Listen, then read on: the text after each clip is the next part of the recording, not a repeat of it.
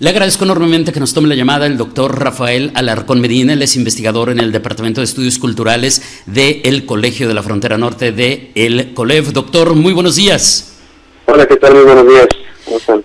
Muy bien, muchísimas gracias, doctor. Pues vimos un reporte que está basado en una investigación que usted realizó con un colega titulado Tijuana White: drogas, cultura y desesperanza en tiempos del fentanilo. ¿Nos podría platicar un poquito acerca de qué va esta investigación y, por supuesto, pues algunos de los puntos más importantes que tratan en ella? Ok, claro que sí, con mucho gusto. Bueno, esta investigación la empezamos a trabajar junto con mi joven colega, el licenciado Germán Rivera Valenzuela, con el objetivo de intentar comprender un poco más sobre el problema de la drogadicción en México y particularmente del creciente uso del fentanilo en la región, sobre todo en la frontera norte de México y en algunos otros enclaves del país, pero sobre todo con el interés de comprender las dimensiones que tienen más que ver con los significados, con los sentidos que adquiere el uso de estas sustancias entre ciertas poblaciones. Nos interesaba sobre todo comprender el rol de la cultura en el problema del fentanilo en México. En ese sentido, lo que tratamos de hacer fue dar un marco para tratar de entender desde una perspectiva de salud pública cuáles son los discursos alrededor del consumo del fentanilo y, por supuesto, situándolo dentro de los datos a los que pudimos acceder, las investigaciones en torno a la sustancia en sí misma y particularmente las condiciones del consumo del fentanilo, los problemas que ha generado en la ciudad de Tijuana como ejemplo para ello. No sé si tienes alguna pregunta en particular o sigo yo explicando un poco más. Sí, en términos generales, excelente, doctor, le agradezco mucho. Y lo que le preguntaría a continuación es si el hecho, en lo que ustedes encontraron, si el hecho de que Tijuana sea una frontera ha sido un factor para pues que la crisis que se está viendo con el fentanilo tenga las proporciones que ustedes explican en el reporte. Pues sí, claro que sí. De hecho, hay que mencionar que si bien el fentanilo es un problema hoy en día de salud pública en varias partes del mundo, sobre todo en Estados Unidos con la crisis de opiáceos, que así se le ha llamado, lo que hemos encontrado es que en ciudades como Tijuana, que tienen esa condición de frontera, que tienen este problema de las deportaciones y de una gran cantidad de población que llega a la ciudad por distintas razones desde diversas partes del mundo, tanto para cruzar la frontera como para también a veces quedarse aquí a trabajar, lleva a generar lo que nosotros llamamos en nuestro trabajo condiciones de desesperación, desesperanza. Este concepto de desesperación lo retomamos de un par de académicos estadounidenses, Angus Deaton y Ian Case, que hablan de condiciones estructurales objetivas por las cuales ciertas personas llegan a una situación en la cual el consumo de drogas se puede convertir en una especie de, digamos, salida o de formas para tratar de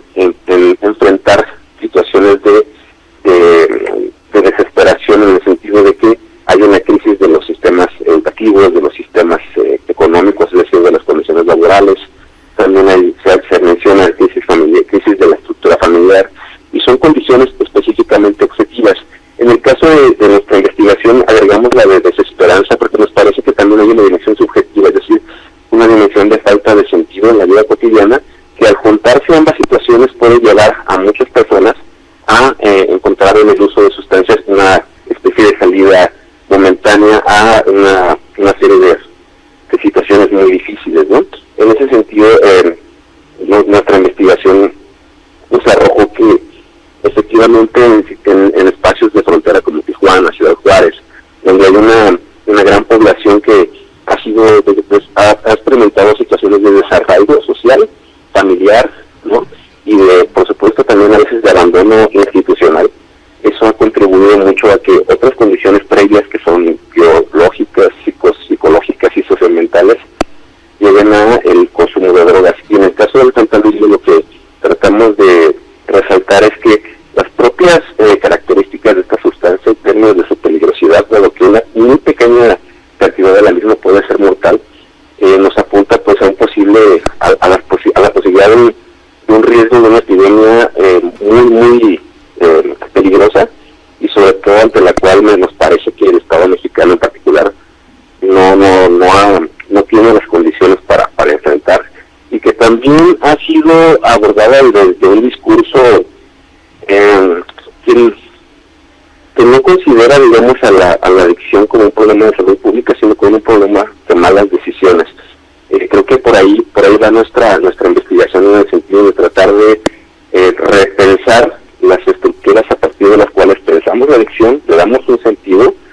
también cómo podemos irla enfrentando, no solamente a partir de decir que las personas deben tener más información para no tomar, digamos, la mala decisión de consumir, sino también atender a esas condiciones estructurales que favorecen el consumo creciente de estas sustancias, sobre todo considerando que el fentanilo ya no es una sustancia que la gente consume inconscientemente, es decir, que compran heroína, que es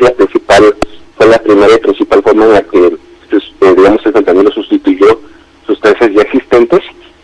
sino que también ya la gente, en el caso de Tijuana, por ejemplo, nosotros documentamos, y muchas otras investigaciones han documentado que los usuarios ya compran de manera activa y consciente, es decir, ya no es que compren heroína y se les dé fentanilo, sino que ya compran fentanilo de manera activa. Muchas veces se piensa, por ejemplo, que si a la gente se le da la información de que el fentanilo es muy peligroso, que una dosis puede ser muy potente, eso va a hacer que la gente no compre el fentanilo, digamos, los usuarios regulares, ¿no? Pero lo que encontramos también en nuestras investigaciones, en nuestras entrevistas, fue que la gente compra fentanilo activamente porque saben que es más potente, es decir, la adicción ya tiene su propia racionalidad y no es la misma de la de un no usuario o de los discursos institucionales. Junto a ello, creo que uno de los mayores riesgos también es que el fentanilo tiene la capacidad de ser mezclado en otras sustancias. Por ejemplo, en el caso de México, la metanfetamina es la droga más utilizada entre jóvenes y también a veces está mezclada con fentanilo. Entonces un joven que por curiosidad o aventura quiere consumir o quiere probar alguna de estas drogas como metanfetamina, éxtasis u otro tipo de pastillas, puede no estar consumiendo la droga que está comprando, sino una droga contaminada o mezclada con fentanilo, y lo cual puede ser fatal para un usuario, para una persona que usa por primera vez, quizás solamente por curiosidad, ¿no? Claro, o como decían al principio, que decían que se los daban mezclados sin que supieran, para generar la supuesta adicción, y el consumo no era, como usted lo explicaba, premeditado o buscado de manera específica del fentanilo. Me quiero regresar, doctor, si me lo permite. Estamos platicando esta mañana con el doctor Rafael Alarcón Medina, investigador del Departamento de Estudios Culturales del COLEF, sobre el reporte Tijuana White, drogas, cultura y desesperanza en tiempos del fentanilo, a lo que decía de las políticas públicas, los spots que se manejan en relación a la supuesta prevención y el papel que tienen los medios de comunicación, porque de alguna manera, no sé si lo estoy interpretando bien, esa parte de la investigación estaría generando un cliché que en lugar de ayudar, y no sé cómo ustedes lo vieron y lo interpretaron, doctor, pero es esa visión que se plantea de manera mediática, pues termina siendo peligrosa, ¿no? Incluso, si lo entendí bien, hasta contraproducente. Sí, claro, porque da la impresión de que la adicción surge en un principio de malas decisiones, ¿no? Y ciertamente no estamos negando que hay un momento de decisión por parte de las personas para consumir, pero al final de cuentas es prácticamente imposible que un sector de la población quiera probar estas cosas. Entonces, en ese sentido, lo que hay que empezar a trabajar, que no es nuevo tampoco, ya se ha dicho desde hace muchos años, a abordar el problema de la adicción y el riesgo de la adicción desde un discurso de salud pública y no un discurso moral. Por un lado, de malas decisiones, de falta de información, y por otro lado, atendiendo a las condiciones estructurales que hacen que ciertos sectores de la población estén más propensos o estén más vulnerables a buscar en el consumo de sustancias una forma de enfrentar situaciones difíciles o complicadas. No es lo que decíamos nosotros en nuestro trabajo, que la forma en cómo se ha abordado el fentanilo, el problema del fentanilo, no solo en México, sino también en Estados Unidos y en Canadá, ha sido lo que nosotros llamamos el porno de la adicción, ¿no? Es decir, empezar a mostrar estos videos de las personas caminando como zombies, es decir, explotando el morbo sobre la adicción. Y creo que eso no es benéfico de ninguna manera, porque lleva la idea de que la adicción solamente tiene un camino, y de hecho los spots del gobierno usan ese discurso de que el único final de la adicción es la muerte y la destrucción del individuo, ¿no? Y ciertamente sí es verdad, digamos, es un posible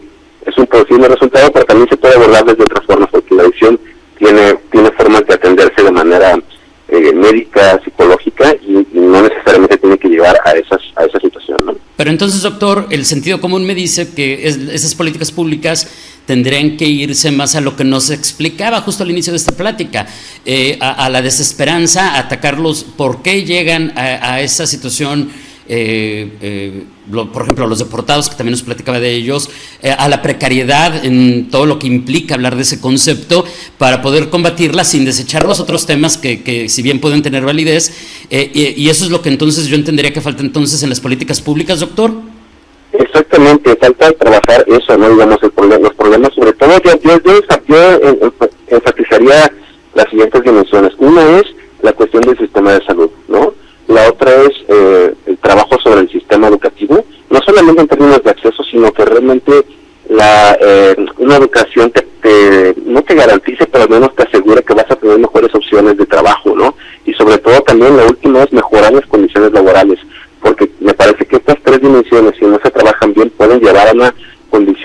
condición estructural de desesperación. Ahora, la desesperanza no necesariamente está ligada con ellas, porque va a depender mucho de la cultura, es decir, hay otras estructuras, otras maneras en las cuales la gente puede ser incorporada y darle sentido a su vida a pesar de que esté en condiciones o situaciones de pobreza. Esa es la diferencia, digamos, que nosotros vemos con los estudios semejantes en Estados Unidos. En México, digamos,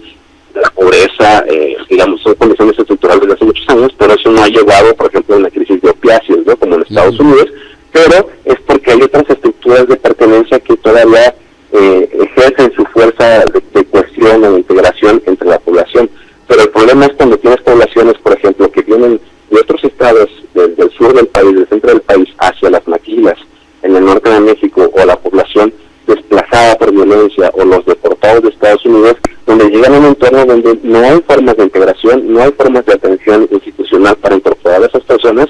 y digamos, ese es un caldo de cultivo muy poderoso para que la adicción nazca, ¿no? Sí, entonces esto también es una alerta, pues, finalmente los comparativos son odiosos, pero en Estados Unidos estamos viendo a los niveles a los que podríamos llegar. Doctor, una pregunta por partida doble para cerrar, porque me queda un minutito solamente, y una es, ¿hay manera de consultar los resultados de esta investigación y de qué manera? Y la segunda parte de la pregunta es, ¿qué ofrecer a manera de conclusión con lo que hoy nos ha expuesto? Algo para cerrar, pues. Ok, claro, el artículo está disponible en acceso abierto en la revista Frontera Norte, del Colegio de la Frontera Norte. Pueden buscarlo con el título en Google y les va a aparecer. Perfecto. Y para terminar, simplemente diría que hay que atender las condiciones de desesperación, es decir, las condiciones estructurales de crisis en el sistema, en las formas laborales, en el trabajo, un trabajo digno y bien pagado, la educación como una forma de producción de ciudadanía, los sistemas de salud, y de tal manera que no lleguemos a una condición de que la desesperación lleve a una desesperanza que haga que cada vez un número mayor de la población vea en las drogas una forma de enfrentar esas situaciones difíciles. Doctor, le agradezco enormemente su tiempo, que tenga una excelente semana, muy buenos días. Buenos días, hasta luego, muchas gracias. Gracias, es el doctor Rafael Alarcón Medina, investigador del Departamento de Estudios Culturales del COLEF, pues explicándonos un poquito acerca de esta investigación, Tijuana White, drogas, cultura y desesperanza en tiempos del fentanilo.